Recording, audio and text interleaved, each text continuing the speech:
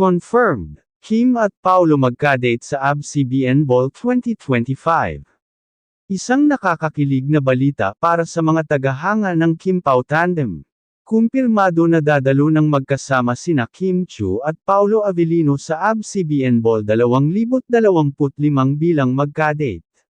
Ang kanilang pagdalo ng magkasama ay tiyak na magpapasaya sa kanilang mga taga-suporta, lalo na ang mga naniniwala sa kanilang on-screen at off-screen chemistry.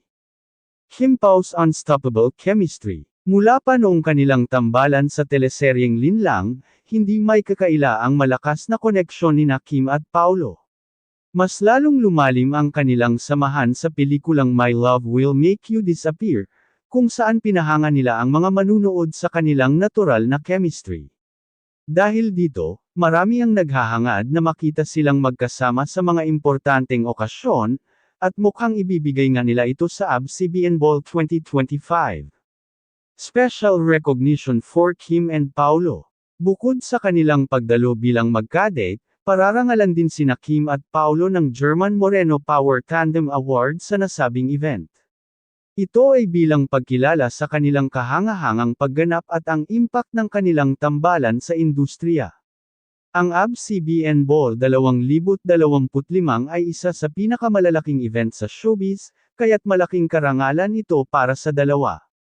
Paghahanda para sa ball. Napabalitang personal na sinamahan ni Kim si Paulo sa pagpili ng kanyang isusuot sa ball. Sa isang viral video, makikitang sweet at komportable ang dalawa sa isa't isa habang sinusukat ni Paulo ang kanyang suit, habang si Kim naman ay nagbigay ng kanyang opinyon. Maraming fans ang kinilig at lalo pang umasa na may posibilidad na ang kanilang closeness ay mauwi sa tunay na relasyon. Ano nga ba ang real score? Bagamat walang kumpirmasyon mula kina Kim at Paulo tungkol sa kanilang tunay na estado, marami ang naniniwalang ang kanilang samahan ay hindi lang basta pang showbiz.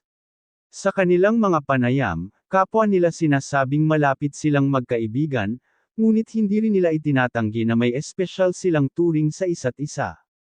Mapapanood ang ABS-CBN Ball 2025 live.